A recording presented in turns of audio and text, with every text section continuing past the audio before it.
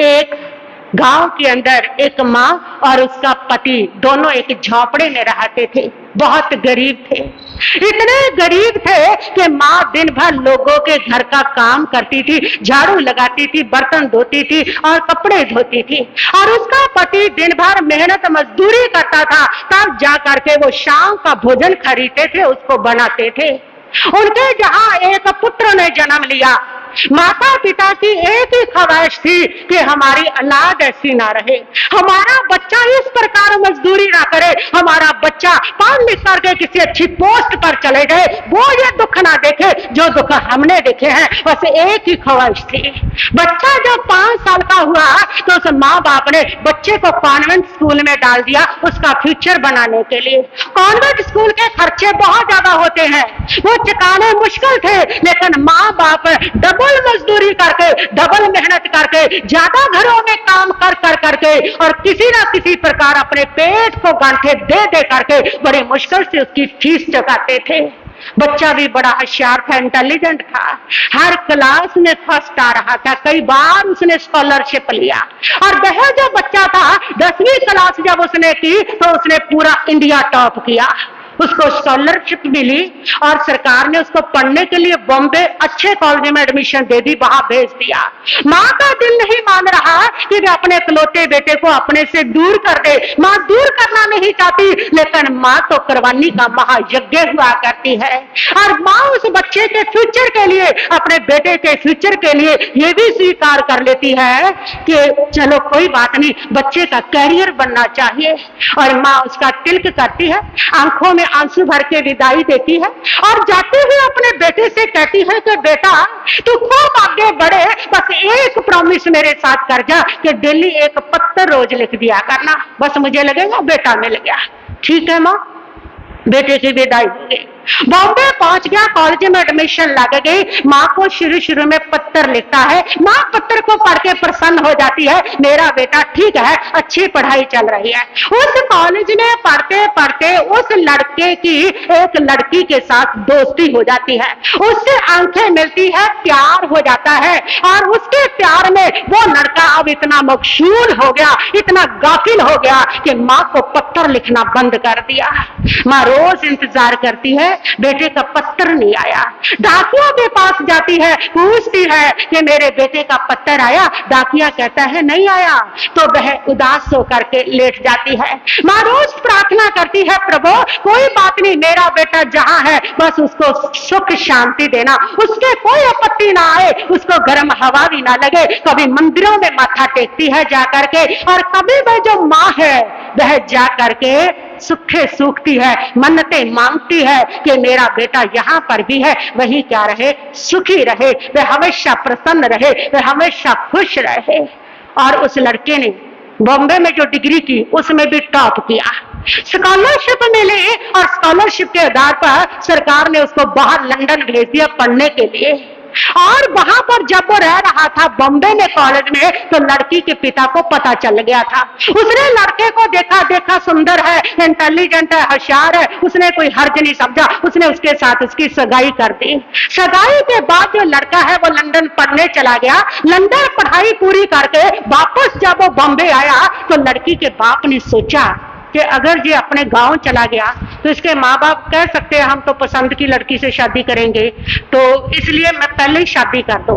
और उसने लड़की के बाप ने शादी का प्रस्ताव रखा और उसकी अपनी बेटी की उसके साथ शादी कर दी। वह अपनी पत्नी के साथ मुंबई में मकसूल हो गया, उसकी नौकरी लग गई, महाराष्ट्र नागपुर में जाकर के उसकी नौकरी लग जाती है और वह कलेक्टर बन जाता है। उसको सरकार की ओर से बंगला मिलता है, गाड़ी मिलती है, नौकर चाकर मिलते हैं। वो अपनी पत्नी के साथ उस बंगले में चला जाता है, नागपुर में रहने लगता है, और उसकी शादी की फोटो, उसके कलेक्टर बनने की फोटो अखबार में आती है। उसके गांव का एक व्यक्ति नागपुर में चाय की दुकान पर काम करता था। उसने जब उसकी अखबार में फोटो देखी, उसने पहचान लिया, उसने उसकी कटिंग करके अपनी जेब में डाल ली। जब वो गांव गया तो उसके माता पिता को जाके दिखाया कि देखो तुम्हारा बेटा कलेक्टर बन गया और उसकी शादी भी हो गई है। माता पिता ने देखा, खुशी भी हुई, जो चाहा था हमारा बच्चा वो बन गया, बड़ी पोस्ट पे चल पड़ा, अब उसको हमारे जैसा दुख नहीं भोगना पड़ेगा। बहुत खुशी हुई, दुख हुआ इस बात का, शादी कर ली और हमें पूछा भी नहीं, हमें बुलाया भी नहीं। फिर भी सोचा चलो कोई बात नहीं, बच्चे हैं, बच्चे गलतियां कर जाते हैं, भूल गया, कोई बात नहीं। माँ कहती है पति से कि अब अपनी चलते हैं उसके पास। पति कहता है लेकिन हम जाएंगे कैसे, हमारे पास तो किराए के पैसे भी नहीं है। माँ कहती है ये झोपड़ा किस काम का है, इस झोपड़े को बेच देते हैं, इसके पैसे आ जाएंगे। आप तो कलेक्टर के माँ बाप बन गए हैं ना, वहां सब कुछ मिल जाएगा, अपने को करना भी क्या है इस झोपड़े का। उसने कहा बात तो सही है, कलेक्टर के माँ बाप बन गए, अब वहां सब मिल ही जाएगा, चलो अपना एक झोपड़ा बेच देते हैं। और उन्होंने बेचारों ने अपना वही एक झोपड़ा था उसको बेच दिया, पैसे इकट्ठे किए और करके ट्रेन की टिकट बुक की, बैठ गए और नागपुर पहुंच गए। स्टेशन पर पहुंचते ही पिता ने माँ से कहा तू यहाँ रुक, पहले मैं पता करके आऊं उसका बंगला है कहाँ पहले। और पिता बाजार में आया, पूछा कलेक्टर का बंगला, कलेक्टर को कौन नहीं जानता, बता दिया, सीधा पहुंचा। और कलेक्टर उस समय ऊपर की मंजिल पर अपनी पत्नी के साथ विंडो में बैठा हुआ बाहर का नजारा देख रहा था, हंसी मजाक चल रहा था। उसने दूर से देखा कि सामने उसका पिता आ रहा है, फटे पुराने मैले कुचैले कपड़े। उसने देखा इस हालत में ये यहाँ पर आएगा, मेरी तो इंसल्ट हो जाएगी, मैं इतना बड़ा कलेक्टर, मेरी पत्नी इतने बड़े घर की बेटी, वो तो क्या सोचेगी, इसका माता पिता ये है, मेरी तो बेइज्जती हो जाएगी। उसने अपनी पत्नी को कहा 1 मिनट रुको, मैं अभी आया। वो नीचे आया और सिक्योरिटी गार्ड को उसने आकर के कहा कि वो जो सामने बुढ़ा आ रहा है ना उसको अंदर मत आने देना, कितनी कोशिश करें तब भी तुम्हें अंदर नहीं आने देना। अगर वो ये भी कहे मैं कलेक्टर का बाप हूं, तुमने उस पर विश्वास नहीं करना क्योंकि वो मेरा बाप नहीं है, फिर भी जिद करे धक्के मार के बाहर निकाल देना, लेकिन उसको अंदर नहीं आने देना। ये कह करके कलेक्टर वापस ऊपर आ गया, पत्नी से बातचीत करने लगा। पिता नजदीक आया, कलेक्टर की नजर उस पर पड़ी, पिता की मिली, बाप बेटे की नजर मिली और पिता जो है वह खुशी से दौड़ पड़ता है पुत्र को गले लगाने के लिए, जिस पुत्र को कभी बाहों में झुलाया था, जिस पुत्र को कभी कंधे पर बैठाया था, आज इतने अरसे के बाद पिता का दिल मचलता है उस पुत्र को दौड़ के गले से लगा लो। और पिता दौड़ करके जब जाता है तो वह सिक्योरिटी गार्ड रोक देता है, अंदर नहीं जा सकते तुम। उसने कहा क्यों, मेरा घर है, मैं जाऊंगा, तुम कौन हो रोकने वाले। उसने कहा अरे तेरा घर नहीं है, ये कलेक्टर का घर है। उसने कहा हाँ हाँ वो कलेक्टर मेरा ही बेटा है, वो मेरा पुत्र है कलेक्टर, ये मेरा ही घर है। उसने कहा, मैंने कहा नहीं जा सकते तुम, चाहे कुछ भी है तुम्हें अंदर नहीं जाने दूंगा। वो कहता है मैं जाऊंगा अंदर, मेरे बेटे का घर है। और वो जब जबरदस्ती करता है तो सिक्योरिटी गार्ड उसको धक्के मारता है। उस धक्के में जब वो कोशिश जाने की करता है तो सिक्योरिटी गार्ड अपनी बंदूक की नोक से उसको धकेलता है और वो बंदूक की नोक से घायल हो जाता है और नीचे गिर जाता है। सिक्योरिटी गार्ड उसकी पिटाई करता है और वो कहता है कि मर जाऊंगा, बेटे का घर नहीं छोड़ूंगा।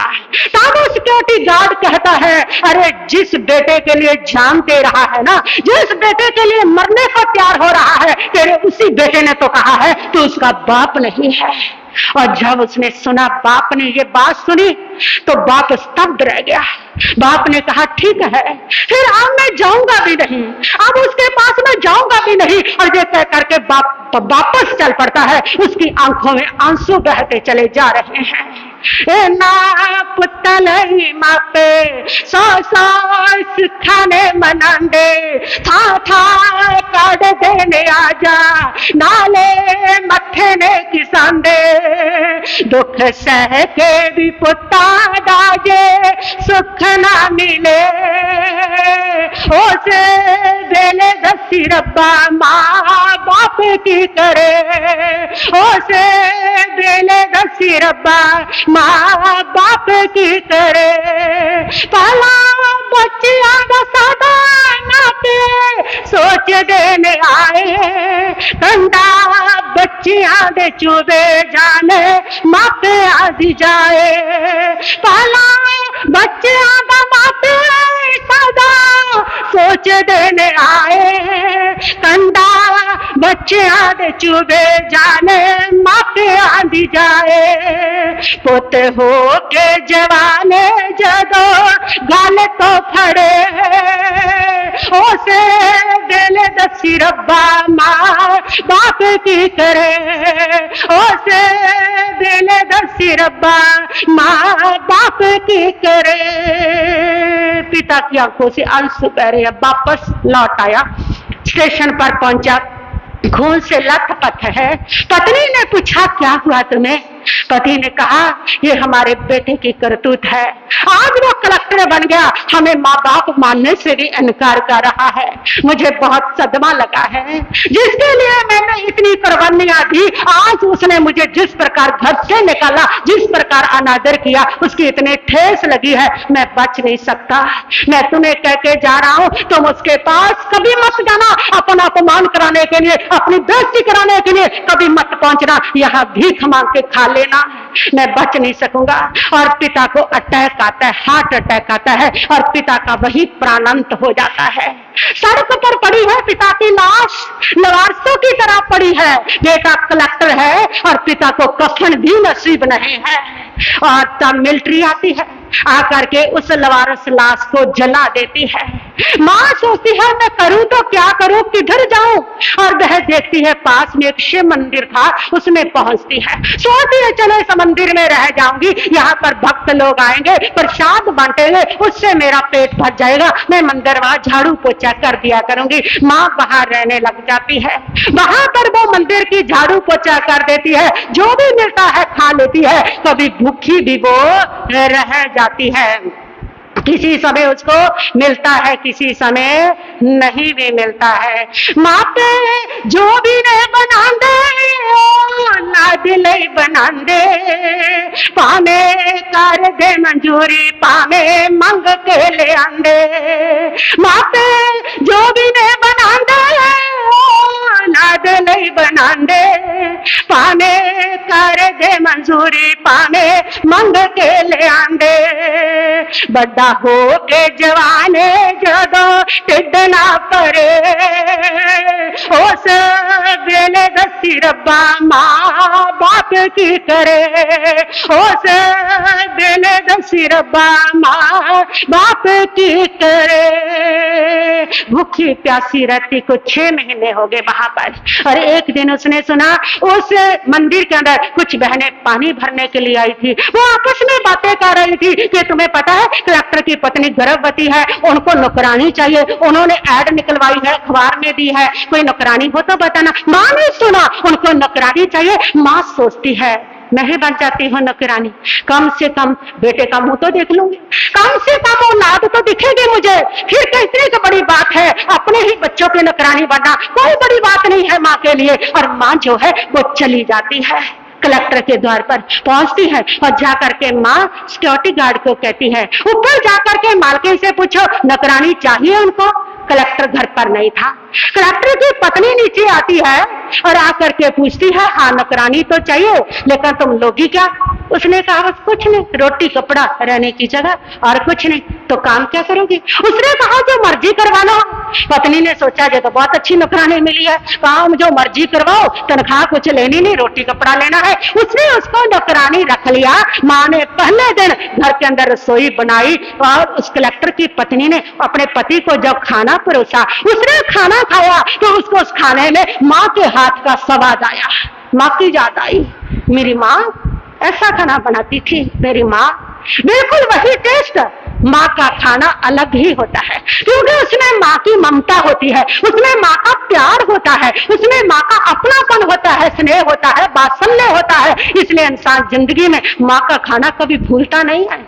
माँ के खाने जैसा किसी का खाना लगता नहीं है। उसके को माँ की याद आने लगी और उसका मन भर गया। खाना तो पूरा खाया ही नहीं गया, बीच में हाथ धो करके अपनी ड्यूटी पर चला गया। उसके जहाँ बेटा हुआ और एक दिन उसकी पत्नी बाहर गई हुई थी और माँ उसके बेटे को लोरी सुना रही थी, उसको झूला झुला रही थी माँ और लोरी सुना रही थी। तो कलेक्टर घर पे आया, उसने वो आवाज सुनी, उसको वो लोरी माँ जैसी लगी कि यही लोरी तो मेरी माँ सुनाया करती थी, वैसी आवाज वैसी लय।